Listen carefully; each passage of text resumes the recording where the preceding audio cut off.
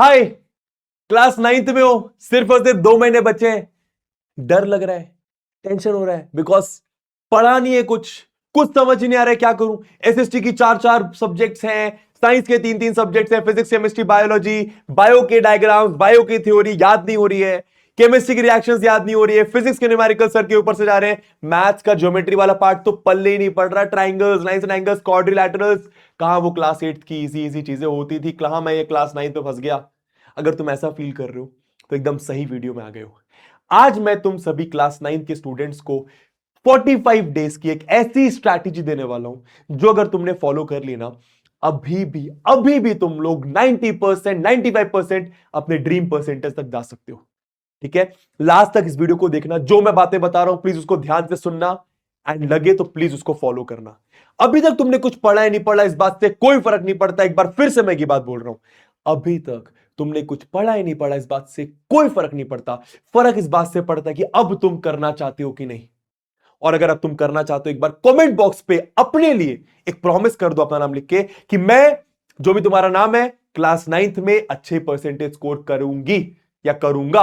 या फिर मैं, जो भी तुम्हारा नाम है, क्लास 9th में 95%, 95% जो भी तुम्हारा ड्रीम परसेंटेज है वो लिख दो और कमेंट बॉक्स पे कमेंट डाल दो।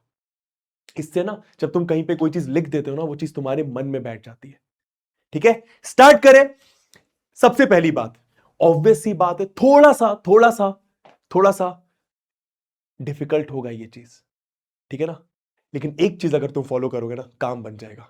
Discipline greater than any motivation. इसका मतलब क्या है भाई? होता क्या है, कभी कभी मोटिवेशन होता है हमारे में कि यार आज मेरा पढ़ने का मन कर रहा है, तो भाई आज पढ़ने का मन कर रहा है तो 2-3 चैप्टर पढ़ लिए। फिर कल मूड नहीं कर रहा है, यार दोस्त के साथ लड़ाई हो गई, घर पे ये प्रॉब्लम हो गई, ये दिक्कत हो गई, ये परेशानी, ये दिक्कत, एक्सक्यूजेस, चाचा की शादी में चला गया, मामा की शादी में चला गया, है ना, तो टाइम नहीं मिल पा रहा, डिमोटिवेशन है, तो आज पढ़ने का मन नहीं, रहने देता हूं। नहीं, अगले 45 दिन इस बात से कोई फर्क नहीं पड़ता कि तुम्हारे घर में किसी की शादी है या किसी की शादी नहीं है, तुम वो फंक्शन अटेंड नहीं करोगे। ठीक है, अगले 45 दिन इस बात से कोई फर्क नहीं पड़ता कि तुम्हारा पढ़ने का मन कर रहा है या नहीं कर रहा, तुम पढ़ाई करोगे। ठीक है, ऐसा नहीं कि सिर्फ मोटिवेशन है तो पढ़ाई करूंगा, डिमोटिवेशन तो पढ़ाई नहीं करूंगा। डिमोटिवेशन है, मोटिवेशन है, पढ़ाई मैं करूंगा, डेली मेरे को 4 घंटे पढ़ना है तो मैं पढ़ूंगा या पढ़ूंगी, काम खत्म। Discipline greater than any motivation. अगर तुम लाइफ में कहीं बड़ा बनना चाहते हो ना, वो बड़ा इंसान सिर्फ एक बात बोलेगा। अगर तुम लाइफ में आगे जाना चाहते हो, कुछ अच्छा करना चाहते हो, सक्सेस पाना चाहते हो, सिर्फ एक चीज इंपॉर्टेंट है, डिसिप्लिन। हर दिन वही काम बार बार मन करे या ना करे। ठीक है, अब मैं स्टार्ट करता हूं। ये 45 डेज की बच्चा एक ऐसी स्ट्रैटेजी जिसमें तुम्हारे क्लास 9 का सिलेबस पूरा कंप्लीट होगा अगर तुमने फॉलो कर लिया, और साथ ही साथ क्वेश्चंस की भी बहुत सारी प्रैक्टिस हो जाएगी। बिकॉज अगर तुम क्वेश्चंस की प्रैक्टिस नहीं करोगे, सिर्फ कॉन्सेप्ट कॉन्सेप्ट पढ़ लोगे तो काम नहीं होने वाला। ठीक है, चलो सबसे पहले मैं जो तुम्हें स्ट्रैटेजी देने वाला हूं, ठीक है, अब ये तुम्हें खुद से फॉलो करना पड़ेगा, खुद से चीजें ढूंढनी पड़ेगी, खुद से एक प्रॉपर टाइम टेबल बनाना पड़ेगा। ठीक है, खुद से डिसिप्लिन रहना पड़ेगा। पर अगर तुमको लगता है कहीं से भी कि मैं ये अकेले नहीं कर पाऊंगा, मैं सेल्फ स्टडी नहीं कर पाऊंगा, मेरे से अकेले नहीं हो पाता है, मुझे बस कोई एक चीज बता दे, मैं ये चीज फॉलो कर लूं और वो चीज फॉलो करने के बाद मेरे 90%, 95% आ जाए, तो प्रोजेक्ट 45 बैच आ चुका है। ठीक है, मैं फिर से बोल रहा हूं, ये बैच बिल्कुल जरूरी नहीं है कि तुम इस बैच में एनरोल करो, लेकिन अगर तुम्हें कहीं लगता है कि तुम खुद से नहीं कर पाओगे चीजें, तुम्हारे पास इतना टाइम नहीं है, तुम खुद से प्लान नहीं बना पाओगे खुद के लिए, तुम खुद से ये डिसाइड नहीं कर पाओगे कौन से क्वेश्चंस करने, कौन से क्वेश्चंस नहीं करने, तो तुम प्रोजेक्ट 45 का पार्ट बन सकते हो। ये क्लास 9th का द बिगेस्ट क्रैश कोर्स है। ठीक है, इस बैच का प्राइस सिर्फ और सिर्फ 1000 रुपीज है, ओनली 1000 रुपीज। मतलब 1000 रुपए में तुम्हारे क्लास 9th का पूरा सिलेबस भी कंप्लीट करवाया जाएगा, उसका रिवीजन भी करवाया जाएगा, डाउट सॉल्विंग भी करवाई जाएगी। इसके साथ तुम्हें कमबैक किट भी दी जा रही है, एक किट तुम्हारे घर तक आएगी। उस किट में साइंस, एसएसटी, मैथ्स, इंग्लिश के माइंड मैप्स होंगे, और भी बहुत सारी चीजें होंगी, एलिमेंट्स होंगे। एंड इस 1000 रुपए में तुम्हारी क्वेश्चंस की भी बहुत सारी प्रैक्टिस कराई जाएगी, हैंड रिटन नोट्स भी दिए जाएंगे। ठीक है, तो अगर तुम्हें कहीं से लग रहा है कि यार मुझे नहीं करना है अपने आप से कुछ, तो तुम प्लीज इस बैच का पार्ट बनो। सिर्फ और सिर्फ 1000 रुपए इस बैच का प्राइस है। बैच स्टार्ट हो रहा है बच्चा आपका 11 दिसंबर को। तो अगर आप 11 के पहले इसको देख रहे हो तो बहुत अच्छी बात है, 11 के बाद भी देख रहे हो तो भी आप इस बैच में एनरोल कर सकते हो। ठीक है, पर अगर आप 11 के पहले पहले इस बैच में एनरोल करते हैं, 1000 रुपए अगर बैच पढ़ रहे हैं तो आप कूपन कोड लगा सकते हैं वीकेंड 100। क्या? वीकेंड 100। अगर आप ये कूपन कोड लगाओगे तो बैच का प्राइस 1000 रुपीज से कटकर 900 रुपए हो जाएगा, सिर्फ और सिर्फ 11 दिसंबर तक। आपकी हर दिन 2 क्लासेस हो रही होंगी, कुछ लाइव कुछ रिकॉर्डेड। हर एक सब्जेक्ट का सिलेबस, हिंदी हो, एआई हो, कंप्यूटर हो, संस्कृत हो, मैथ्स हो, एसएसटी हो, कुछ भी हो, हर एक सब्जेक्ट का सिलेबस एकदम डिटेल्ड फॉर्मेट में कवर करवाया जाएगा। लेकिन ऐसा भी नहीं होगा कि भाई पूरे पूरे दिन पढ़ाएंगे, नहीं, शॉर्ट पढ़ाएंगे, क्रिस्प पढ़ाएंगे, टू द पॉइंट पढ़ाएंगे, क्वेश्चंस की प्रैक्टिस कराएंगे, इंपॉर्टेंट क्वेश्चंस बताएंगे। और अगर तुम उतना कर लोगे 95% आ जाएंगे, ठीक है। बट एनीवे, अगर तुम किसी बैच का पार्ट नहीं बनना चाहते हो तो सबसे पहले स्टार्ट करते हैं यार कि भाई तुम्हें, अगर तुम खुद से पढ़ाई कर रहे हो तो क्या क्या मिस्टेक्स अवॉइड करनी। सबसे पहली मिस्टेक, सब थोड़ा थोड़ा पढ़ लेना। होता है ना, एग्जाम के जस्ट पहले होता होगा कि यार कल एसएसटी का एग्जाम है तो थोड़ा सा इधर से पढ़ लेता हूं, एसएसटी का ये वाला चैप्टर का थोड़ा सा ये वाला पार्ट पढ़ लेता हूं, थोड़ा सा इधर पढ़ लेता हूं, थोड़ा सा ये इंपॉर्टेंट पढ़ लेता हूं। और इस चक्कर में क्या होता है, कोई एक चैप्टर पर्टिकुलर कंप्लीट ही नहीं हो पाता अच्छे से, ठीक है। तो ये गलती बिल्कुल भी नहीं करनी कि मार्क्स के चक्कर में थोड़ा थोड़ा पढ़ना है, नहीं, रट्टा लगाना कि रट लेता हूं, चीजों को समझता नहीं हूं, मैथ्स में ये चैप्टर है भाई, अब मैथ्स तो समझ के ही बनेगी। अगर तुम रट्टा लगा लोगे तो शायद वही पर्टिकुलर क्वेश्चन कर पाओगे, अगर एग्जाम में आया तो कर पाओगे, नहीं आया तो नहीं कर पाओगे, है ना। तो रट्टा नहीं लगाना है, बिकॉज क्लास 10th में, क्लास 11th में, क्लास 12th में रट्टा काम करेगा ही नहीं, ठीक है। नेक्स्ट, क्वेश्चंस की प्रैक्टिस नहीं करना, सिर्फ पढ़ लेना कि बायो में बस रीड कर लेता हूं, एसएसटी में बस रीड कर लेता हूं, इंग्लिश में बस चैप्टर समझ लेता हूं, क्वेश्चंस की प्रैक्टिस ही नहीं कर रहा। जब तक क्वेश्चंस की प्रैक्टिस नहीं करोगे कैसे काम चलेगा, ठीक है। नेक्स्ट चीज, राइटिंग प्रैक्टिस नहीं करना। भाई अब कुछ सब्जेक्ट्स होते हैं जैसे कि एसएसटी स्पेसिफिकली हो गया, साइंस में कहीं कहीं जरूरत होती है, इंग्लिश हो गया, हिंदी हो गया। भाई जब तक तुम इसमें आंसर राइटिंग की प्रैक्टिस नहीं करोगे जब तक मार्क्स नहीं मिलेंगे, बिकॉज तुमको चीजें यहां पर आती हैं, जब तक उसको लिखना नहीं आता मार्क्स नहीं मिलेंगे बॉस, ठीक है। करना क्या है, 45 डेज का आखिर प्लान क्या है। अगर मैं बताऊं तो मैथ्स में आपके टोटल 12 चैप्टर्स है, साइंस में आपके 12 चैप्टर्स, अगेन एसएसटी में आपके टोटल 20 चैप्टर्स। तो कितने चैप्टर्स हो गए टोटल अगर मैं मेन सब्जेक्ट की बात करूं, भाई ये मेन सब्जेक्ट होते हैं, हिंदी इंग्लिश तो बच्चा संभाल ही लेता है मेरे ख्याल से।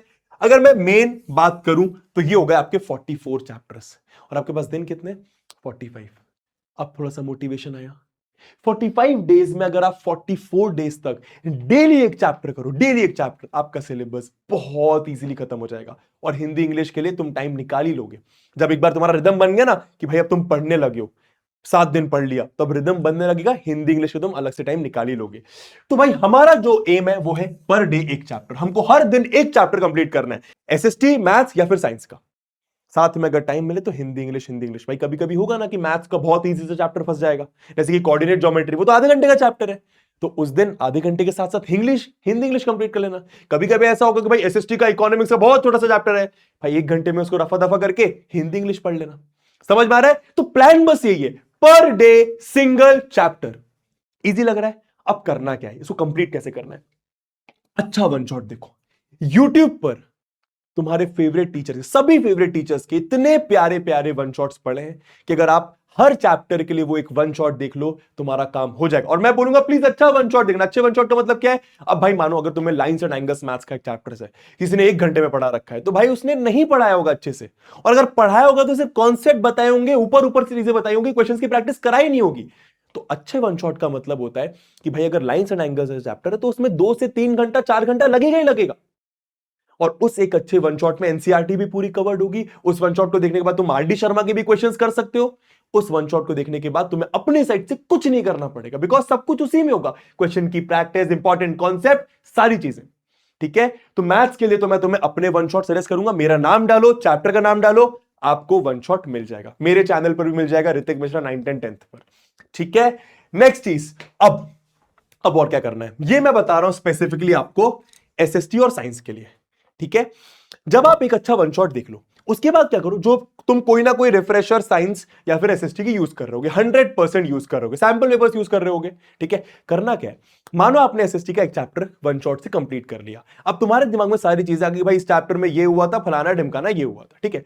अब उसके बाद क्या करना है, इमीडिएटली उस चैप्टर पे कोई रिफ्रेशर उठाओ, उस चैप्टर के क्वेश्चंस को रीड करो, आंसर्स को रीड करो, क्वेश्चंस को रीड करो, आंसर्स को रीड करो। और अगर आप उस चैप्टर के क्वेश्चन आंसर को कम से कम 2 से 3 बार रीड कर लेते हो ना, आपको आंसर लिखना भी आ जाएगा, चैप्टर एकदम क्रिस्टल क्लियर हो जाएगा। तो क्वेश्चंस के थ्रू प्रैक्टिस करनी है। ऐसा साइंस में भी करना है, एसएसटी में भी करना है, और मैथ्स में अगर लगे तो करना। बाकी मैथ्स में मैंने बताया मेरे वन शॉट काफी होंगे। ठीक है, समझ में आ गया? तो पर डे 1 चैप्टर क्या करना है मैंने बता दिया। अच्छा, अब टाइम कैसे निकाले वो मैं बताऊंगा। हिंदी इंग्लिश के लिए क्या करना है, समरी देखो यूट्यूब पर। अगर कोई चैप्टर है उसको एक बार समरी देख लो कि भाई इस चैप्टर में ये हुआ था। कहानी तो होता है हिंदी इंग्लिश में, है ना? समरी देख लो, समझ में आ गया चैप्टर। उसके बाद अगेन यहां पर भी तुम वही क्वेश्चन के साथ आंसर रीडिंग की प्रैक्टिस कर सकते हो, ताकि तुम्हें आंसर राइटिंग करना आ जाए, एंड उसी चीज को आप लिखने की भी प्रैक्टिस कर लो। कोई क्वेश्चन है, आंसर लिखने की प्रैक्टिस करो। ठीक है, नेक्स्ट अब टाइम कैसे निकालना है। भाई 2 तरीके के स्टूडेंट्स होंगे, कुछ स्टूडेंट्स जो स्कूल जा रहे होंगे, कुछ जो स्कूल नहीं जा रहे होंगे। मैं आपको ये चीज बोलूंगा कि अगर हो सके तो प्लीज आप स्कूल की थोड़ी बहुत छुट्टी मारें, पेरेंट्स को बोले, विश्वास दिलाएं। और एक ही दिन लगता है विश्वास दिलाने में। भाई मानो तुमने पापा मेरे को कन्विंस कर लिया कि आज प्लीज छुट्टी करना है, मेरे को पढ़ना है बहुत सारा, उन्होंने आपकी बात मान ली। अब उनको दिखाओ, प्रूफ करो कि भाई तुम सुबह 7 बजे उठ गए हो, 7 बजे से लेकर पढ़ रहे हो, फिर दोपहर में पढ़ रहे हो, फिर शाम को पढ़ रहे हो, तो वो भी कन्विंस रहे कि भाई मेरा बच्चा स्कूल नहीं जा रहा तो पढ़ तो रहा है। फिर वो तुम्हें अगले दिन स्कूल जाने के लिए फोर्स नहीं करेंगे। ठीक है, पर अगर तुम स्कूल जा रहे हो, पेरेंट्स नहीं मान रहे, तो क्या करना है, सुनो मेरी बात। आपको अपने दिन को 3 पार्ट में डिवाइड करना है, स्कूल को छोड़ के। ठीक है, यहां पर भी आपको 3 पार्ट में डिवाइड करना है।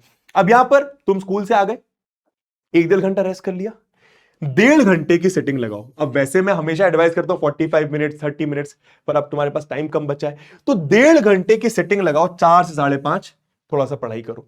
उसके बाद 6 से 7:30 आधे घंटे का ब्रेक लेने के बाद 1.5 घंटा और पढ़ाई करो। भाई 1.5 घंटे तो पढ़ सकते हो ना यार।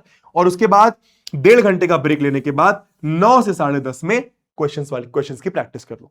यहां पर कोशिश करो चैप्टर पूरा खत्म कर लो। ठीक है, मैथ्स में तो यहां पे क्वेश्चंस भी खत्म ही हो जाएंगे, एंड इस वाले टाइम को यूटिलाइज करो क्वेश्चंस की प्रैक्टिस करने में।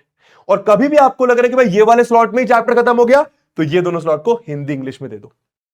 बहुत ज्यादा मन कर रहा है तो फिर एसएसटी साइंस में दे दो।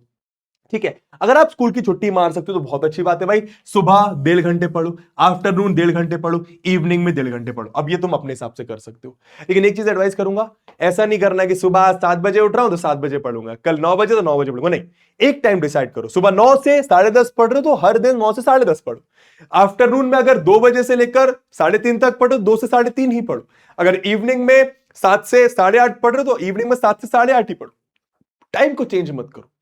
ठीक है, अगले 45 डेज डिसाइड करेंगे कि तुम क्लास 9th में कैसा करते हो। ठीक है, क्लास 10th के लिए क्लास 9th बहुत इंपॉर्टेंट क्लास होती है। अगर क्लास 9th तुम्हारी अच्छी नहीं तो क्लास 10th में इनिशियली बहुत प्रॉब्लम आएगा। ठीक है, टाइम बहुत है।